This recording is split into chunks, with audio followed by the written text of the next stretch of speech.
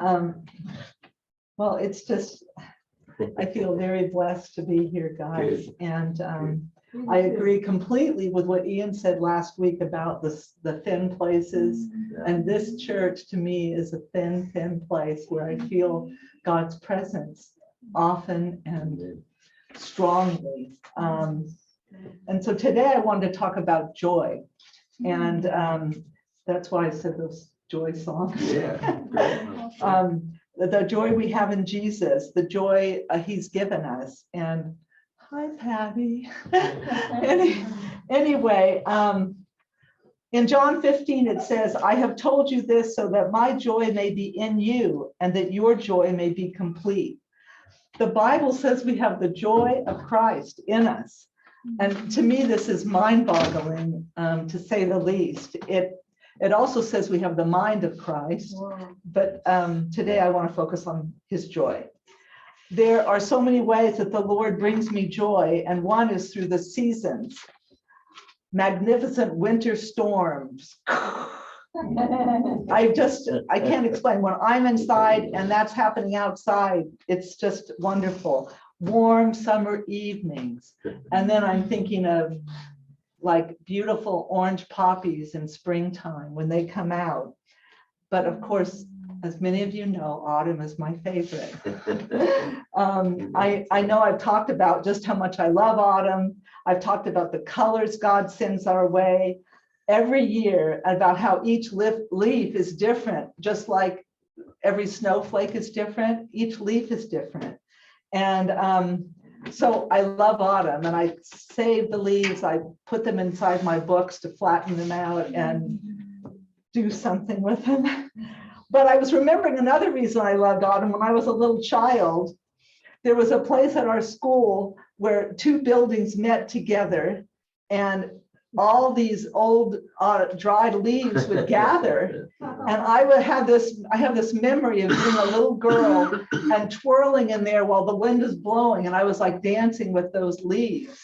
And anyway, it's a wonderful memory I have. And another reason I loved autumn. And then thinking about that, I remembered that I would also do this thing where I would walk home from school or back or forth. I mean, Sacramento is known as the city of trees. Yes. And so lots of trees and lots of leaves. And I would be walking home and I would try and find the dried leaves and I would step on them like a crunch. And then I would try and see which leaf I could get to crunch the most. And anyway, so it wasn't just the colors. It was I love autumn for many reasons. So going back to this, it brought me joy as a little girl and it brings me joy now. And Jesus said, so that my joy may be in you and your joy may be complete. Now, as a girl, I didn't know God, but he was there the whole time. He was there. He was there helping me through the sorrow of my mentally ill mother. His gift of autumn was one of the enormous ways because I just felt so in love with that season. But he was there through some people, through some very precious people that he placed in my life.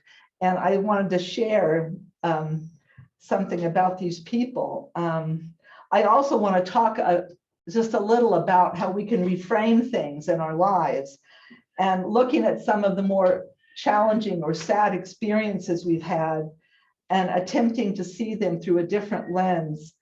I think it's possible to heal some of our past hurts this way. And I think that Denby and Ian have been an amazing example of that, what happened to them, of the losing of their house. And I remember being on the phone with them one night praying and saying, you know, it's not right, it's not right. And they were so joyful. So many of the times I was just amazed at the joy. Anyway, until I'm going to talk about three people really quickly, and sorry for my family who might have heard these stories, but Mrs. Snyder, Mrs. Leiser, and Aunt Louise. And until recently, my experience with Mrs. Snyder, my third grade teacher, had always been a source of shame to me. So I'm going to tell you the story really quickly. It was recess time and she asked me to stay in and she sent the other children out. And she brought me over to this tall closet where she held her personal items, and she opened the door and grabbed some kind of cleaning product from up above. As an aside, I remember seeing a bottle that said toilet water on it. And I thought, as a little girl, what is that? Toilet water. Anyway, anyway, she had me sit down, and looking in one of my ears, she just shook her head with like disgust. And she started cleaning my ears. And she said to me, Theresa, where is your mother? And then I said, well, she's in the hospital. And it was just so much shame. And then she went, and then I'll never forget it. She said, your poor father with the 5 of you kids. And she kind of shook her head, you know, like that. And I've always felt shame remembering this story. But recently I've seen God's hand in it, and I've looked at it differently. And really, maybe she was just trying to help me, you know, who knows? I mean, they must have been just very dirty, because she saw it, and maybe some kids were making fun of me. I don't know. I mean, maybe they were, we don't know. And so perhaps God sent an angel to protect a little girl with dirty ears. You know what I mean? Mrs. Snyder, now I'm looking at her that way. She was, instead of the shame, I can remember that story in a different way. And I can find joy. And I want to repeat, Jesus said, so that my joy may be in you and your joy may be complete. And then there was Mrs. Lizer, my 2nd grade teacher. She was wonderful. You guys, she had like this salt and pepper gray hair, gray salt and pepper hair, and it would come down in a flip like this. And she wore these starched white shirts with these pleated skirts. I mean, she wore them all the time. It was almost like a uniform, or it seemed like that to me. And she was sweet and affectionate and funny. And the last day of school, the last day of 2nd grade, she called each child up individually to say goodbye. And the kids were going up and back and forth. And then all of a sudden it was my turn. And when I got up to her, I just like burst into tears, and I just started crying, and I just could not stop crying. You know, the thought of not being able to see her every day. And I don't remember any of the other children having this reaction to Mrs. Lizer, but I did. I was so sad. And she comforted me and encouraged me. And at some point I finally stopped crying and went back to my seat. And I didn't even know God at the time, but I'm convinced that he sent Mrs. Lizer to, wait a minute, I'm convinced that as a girl without a mother, he sent Mrs. Lizer to me to kind of be like a mother. Amen. And to bring me joy. And she brought me lots of joy. And Jesus said, so that my joy may be in you and that your joy may be complete. Then there was my Aunt Louise. These guys know the story of my Aunt Louise. She was funny and sweet and tender-hearted. And this was a story another time when my mom was in the hospital. It was my birthday, and I was, I think I was 8. I don't remember for sure, 8 or 9. And there was nothing happening. It was my birthday, and we were there, and my mom was gone, and my dad with the 5 of us, and like, what are we going to do? Well, he decided we'll go out to dinner. And so we didn't have any money. So whenever we would go out to dinner, which was rare, he would take us to the hospital cafeteria. And he felt like it was inexpensive and healthy.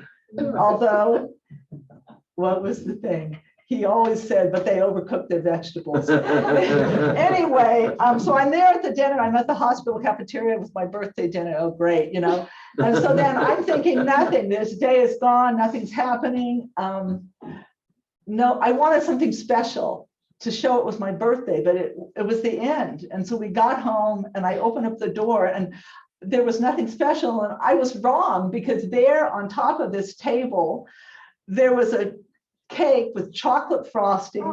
And I ran over to it, and there was a little card, and it said, happy birthday, Theresa. Love, Aunt Louise and Uncle Chuck. And they had, I mean, Aunt Louise had baked me that cake. Isn't that amazing? Yeah. And on top of the cake, there was one of those little snow globes. Yeah. And I picked it up, and underneath I licked the frosting off the, I'll never forget it. And then I shook it up and I looked at the little snow. Oops, I'm sorry, you guys. It was the joy that I felt was unbelievable, really. My Aunt Louise did that for me. And so Jesus said, so that my joy may be in you and that your joy may be complete.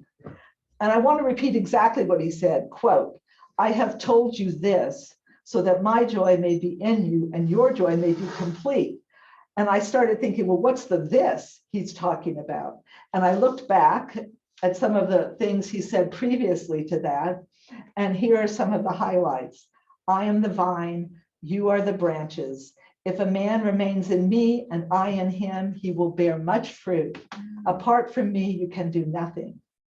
And then he said, as the Father has loved me, I have loved you. Now remain in my love. And then he said, if you obey my commands, you will remain in my love, just as I have obeyed my Father's commands and remain in his love. And then he said, I have told you this so that my joy may be in you and your joy may be complete. And I think the key word in this statement is complete, because we all experience joy, but he is the one and the only one who makes our joy complete. Amen. And if a man remains in me and I in him, he will bear much fruit. Remain in my love. How do we remain in his love? He says, if you obey my commands, you will remain in my love. And often the sad things in this life rob us of our joy. But Jesus said to trust. In John 14, he says, do not let your hearts be troubled. Trust in God, trust also in me. And if he says, if we obey his commands and remain in his love, our joy may be complete. And like the hymn says, trust and obey, for there's no other way to be happy in Jesus than to trust and obey. And that's on page 349. Let's We're do going it. to sing it. Let's do it. Thank you, Theresa.